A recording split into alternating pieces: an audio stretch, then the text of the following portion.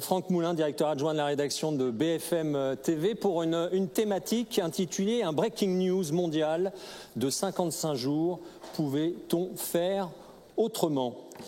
55 jours de confinement total vécu en France avec Franck Moulin pour témoigner. Anne-Claire Coudray, présentatrice des éditions du Week-end sur TF1. Alors d'ores et déjà, Anne-Claire, est-ce que vous nous entendez ? Visiblement, vous nous entendez, mais pour le moment, on ne vous entend pas. Donc, dès que nous aurons... Ah, voilà, ça y est. 1, 2, c'est bon ? Bienvenue. Alors, je m'entends dans votre ordinateur.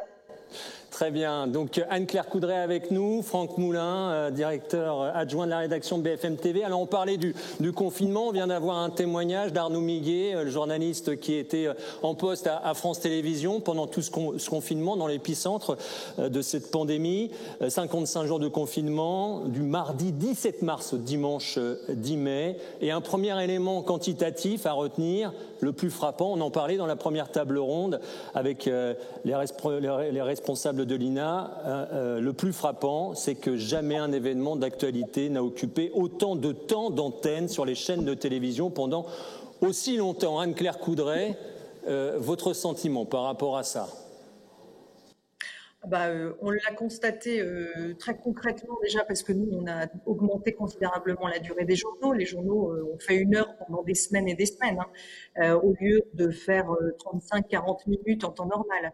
Et donc, à ce titre-là, on a été directement concernés parce qu'on a quand même une rédaction qui est calibrée, entre guillemets, pour faire des journaux de 35 ou 40 minutes. On s'est retrouvé à faire des journaux d'1 heure dans des conditions de contrainte absolument considérables. Nos équipes, certaines d'entre elles en tout cas, ne venaient plus jamais ici à TF1 pour qu'on puisse préserver la bulle de diffusion en direct et pour que nous, on puisse continuer à fonctionner. Donc, on leur louait des appartements à l'extérieur, des appart-hôtels pour que ces équipes-là, qui étaient des binômes, puissent continuer à fonctionner, à tourner, à monter, à caler leurs sujets sans se contaminer les uns les autres ici.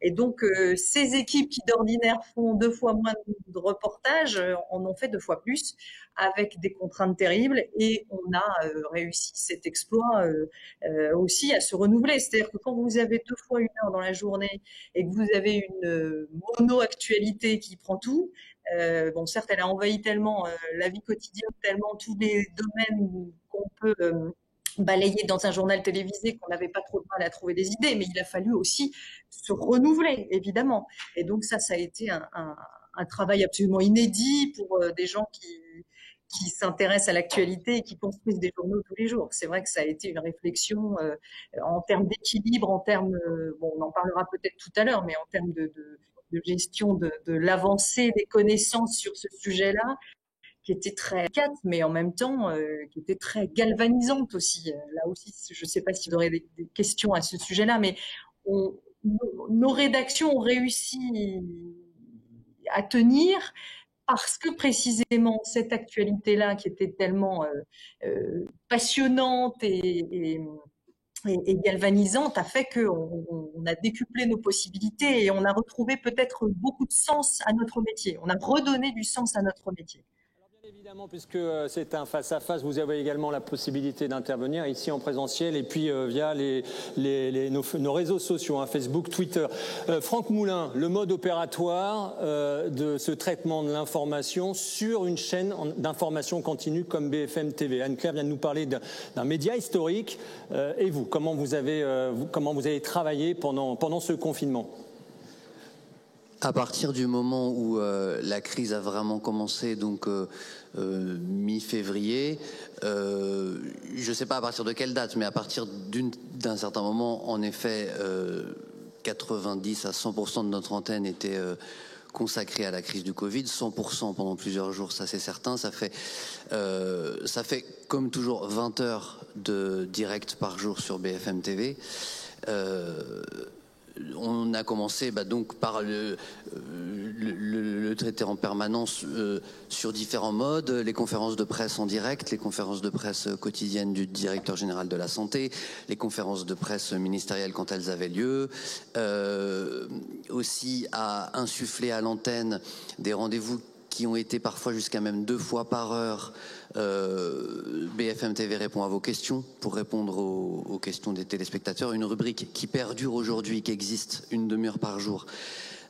Mais qui, à une certaine époque, existait 2 fois par heure. Construire aussi un lien avec le téléspectateur, avec des petites rubriques qui étaient « Racontez-nous ». Racontez-nous non seulement le confinement, mais aussi votre vie hors du confinement. Et puis évidemment, mais ça c'est le métier, j'allais dire, habituel, des invités, des explications, des reportages. On le sait un peu moins, mais BFM TV fabrique aussi du reportage et même des reportages longs. On a fait des 26 minutes dans des services de réanimation, on a fait des 26 minutes sur quelles erreurs potentielles avaient été commises par les autorités françaises. On a fait un 26 minutes d'enquête sur le professeur Raoult, on a fait un 26 minutes, on a fait un 12 minutes d'enquête sur Surgisfer, on a fait un 52 minutes sur les 55 jours de confinement. Enfin voilà, le reportage venait compléter cette couverture. Et après, comme Anne-Claire le racontait pour TF1, évidemment, on s'est organisé avec des binômes pour qu'il y ait moins de monde à la rédaction, pour que les reporters partent directement de chez eux, aillent faire le reportage sans passer par la rédaction. Enfin voilà. Vous avez appris en faisant près de 80% du temps d'antenne consacré au même sujet, c'est inédit. Et le couperet est tombé ce week-end à travers l'étude de Via Voice commandée par les assises du journalisme de Tours. Le couperet est tombé. 60%, la place de la pandémie dans les médias, jugée trop importante à 60% par les Français.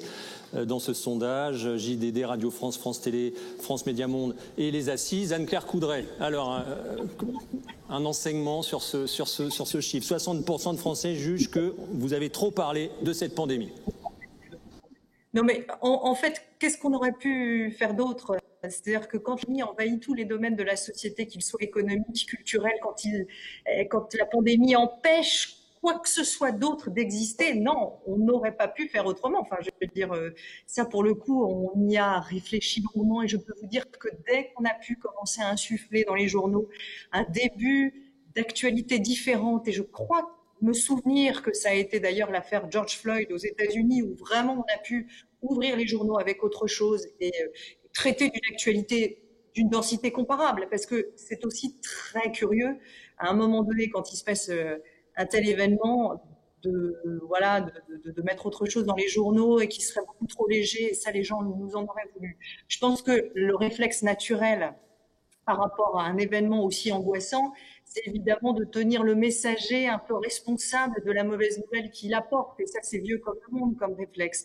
Et je pense que beaucoup de téléspectateurs, après avoir eu évidemment un besoin énorme d'informations, nous ont reproché de continuer à traiter quelque chose qu'on ne voulait plus tellement voir, et on a ressenti ça chacun dans nos vies quotidiennes. C'est vrai qu'à partir du moment où il y a eu le déconfinement, où on a eu cette envie de reprendre une vie un peu plus normale, on est devenu sans doute un peu plus allergique aux mauvaises nouvelles et aux prédictions que ça allait peut-être revenir, etc. Et on a eu envie de passer à autre chose, mais ça c'est naturel.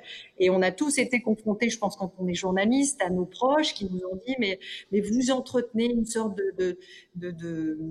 d'angoisse, ça nous déprime, il faut remonter le moral des Français, etc. Il se trouve que nous, on n'est pas là pour remonter le moral des gens, on est là pour dire la vérité, même si on passe notre journée à essayer d'équilibrer aussi les bonnes nouvelles et les mauvaises nouvelles, dans le sens où à un moment donné, il faut aussi être dans le pragmatisme. Vous pouvez pas juste balancer les mauvaises nouvelles comme ça, mais ça c'est le principe de notre métier. Il faut aussi être dans l'explication, la rationalité, les choses positives qui font que voilà, on avance et la vie continue. Mais je pense que c'est ce qui se passe, c'est ce qui explique votre sondage, c'est-à-dire que au bout d'un moment, les Français auraient envie qu'on leur raconte que ça va aller mieux. Nous, on a anticipé cette réaction-là et elle ne nous surprend pas aujourd'hui, mais malheureusement, notre métier, c'est de dire la vérité. Et ce tsunami éditorial, donc mono-sujet sur la pandémie, sans précédent, est-ce que ça a fait l'objet d'âpres discussions lors des conférences de rédaction chez BFM TV ? Le fait de faire 100% de l'antenne sur ce sujet-là pendant autant de jours, après, il faudrait vérifier si on avait vraiment fait 100%, mais on n'a parlé pratiquement que de ça. Non, ça ne fait pas l'objet de... tant qu'il n'y a pas un événement qui devient plus important... comme le dit Anne-Claire, ça s'imposait à nous.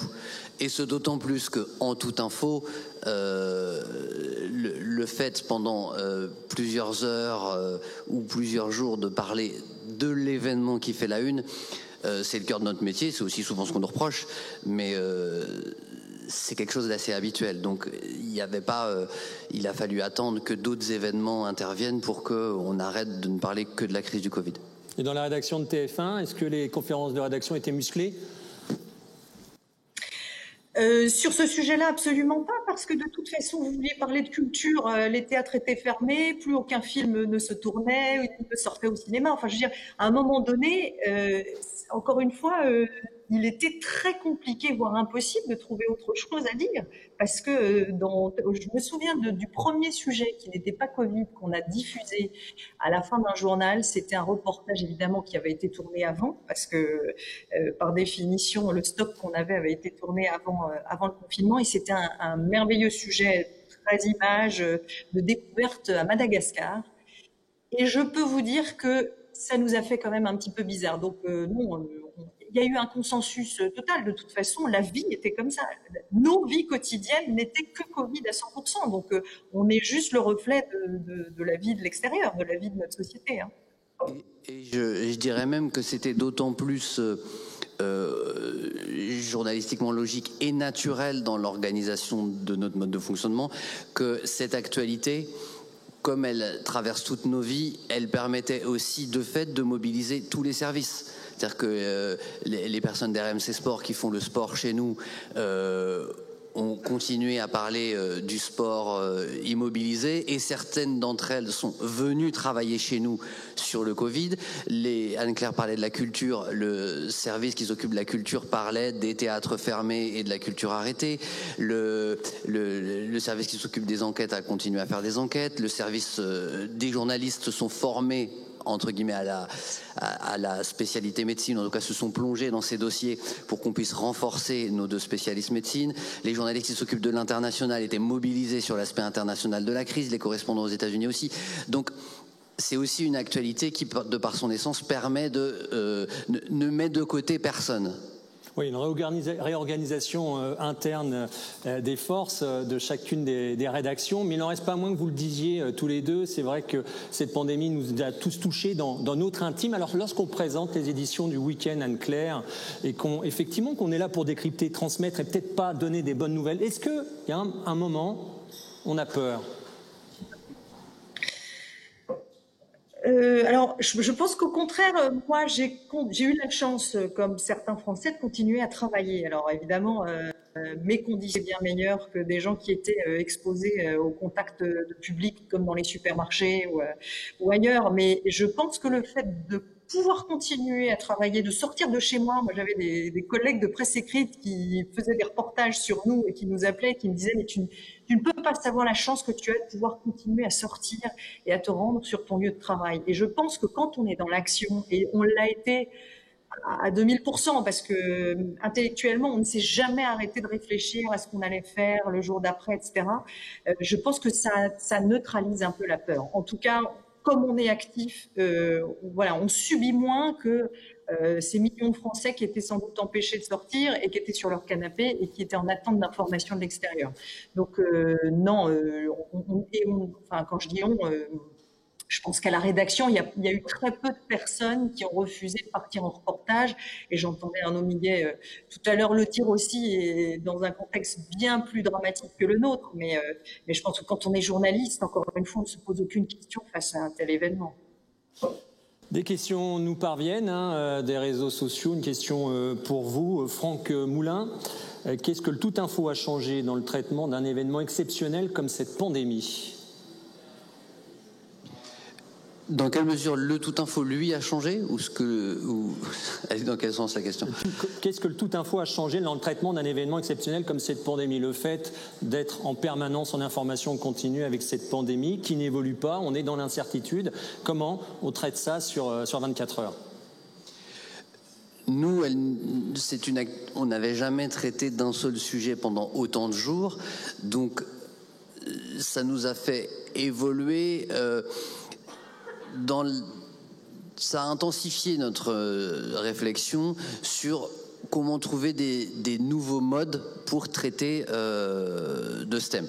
Concrètement, je vous disais tout à l'heure qu'on avait créé cette rubrique BFM TV répond à vos questions. C'est un mode de relation avec le téléspectateur qui n'était pas dans l'ADN d'une chaîne Toute Info. Le fait de créer une rubrique pratiquement d'information-service où les gens peuvent encore aujourd'hui d'ailleurs poser des questions qui parfois relèvent vraiment de leur cas personnel, de la vie quotidienne.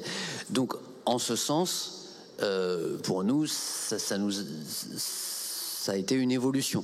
On a aussi multiplié les reportages longs encore plus que d'habitude. On s'est efforcé. C'était déjà le cas avant, mais on l'a intensifié.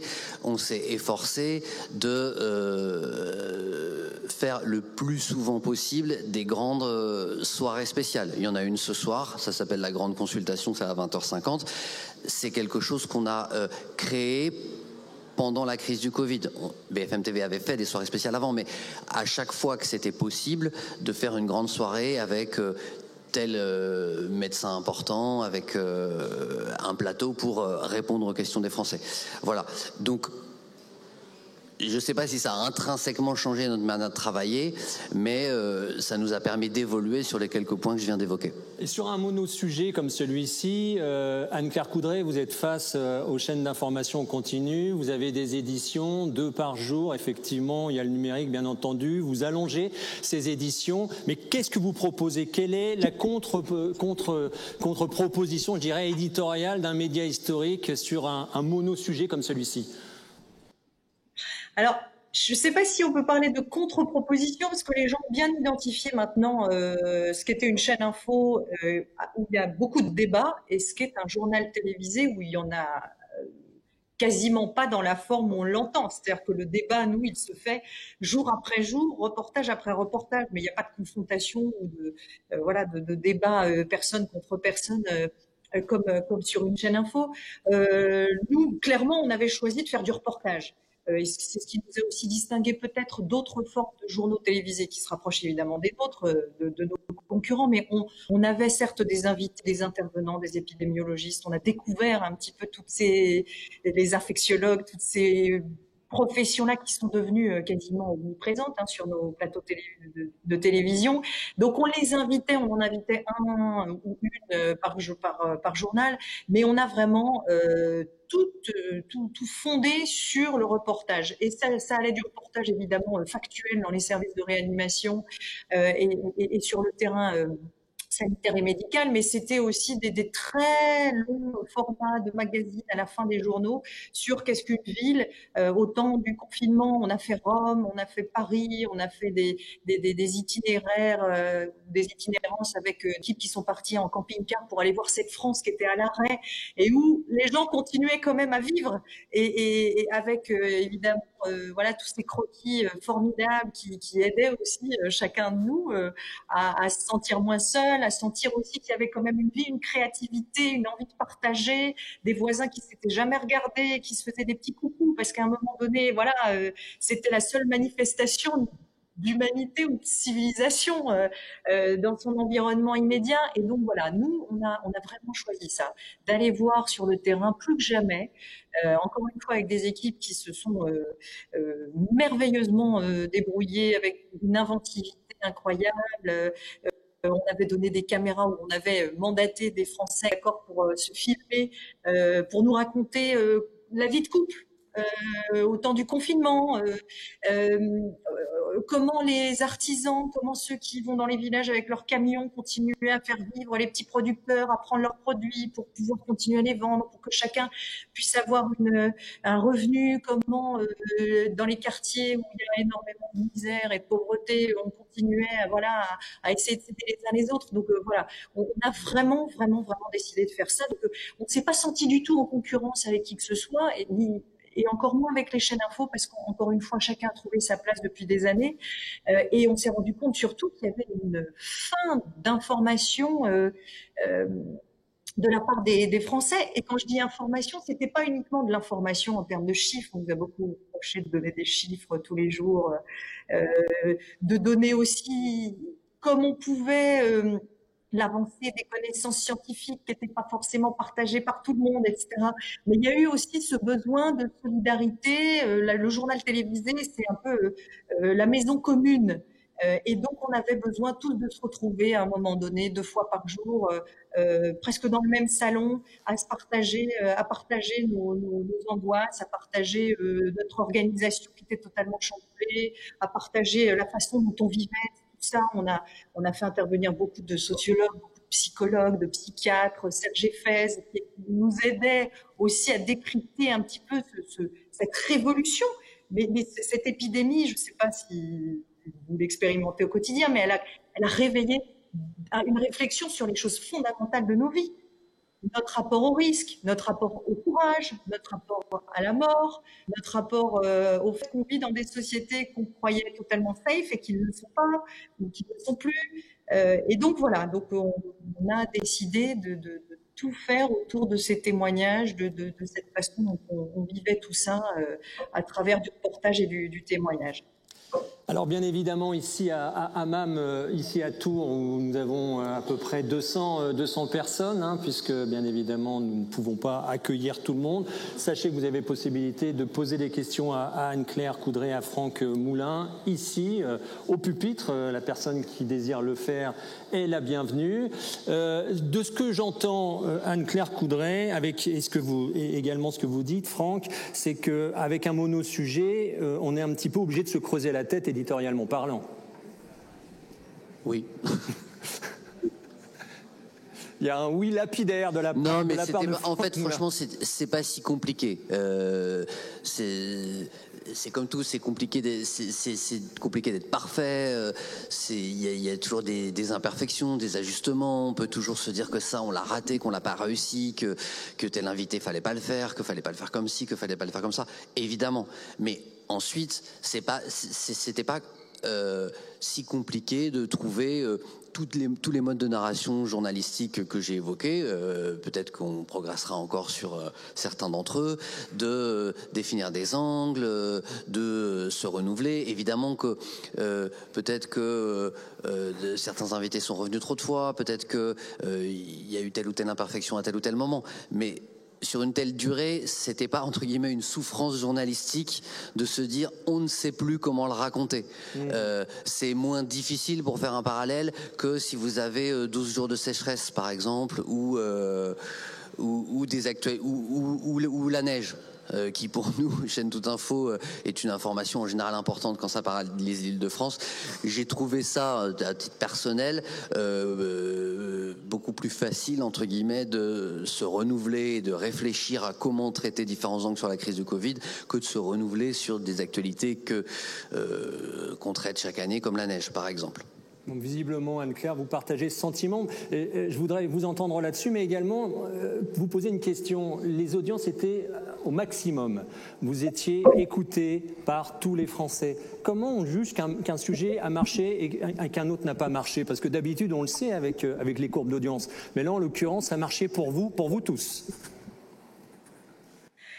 Alors, par définition, le fait d'avoir des millions de Français coincés chez eux sur leur canapé et qui sont en attente d'une information qui va déterminer de leur vie quotidienne, oui, on a eu forcément des audiences tous bien plus importantes que d'habitude. On est monté à 9 millions pendant les journaux, 12 millions parfois sur des conférences de presse du Premier ministre et des journaux autour de ces annonces-là. Donc, finalement, c'est peut-être paradoxalement la seule fois dans l'histoire où l'audience n'a pas été une grande satisfaction pour nous, parce que de fait, elle était aussi liée à quelque chose dont on se serait bien passé.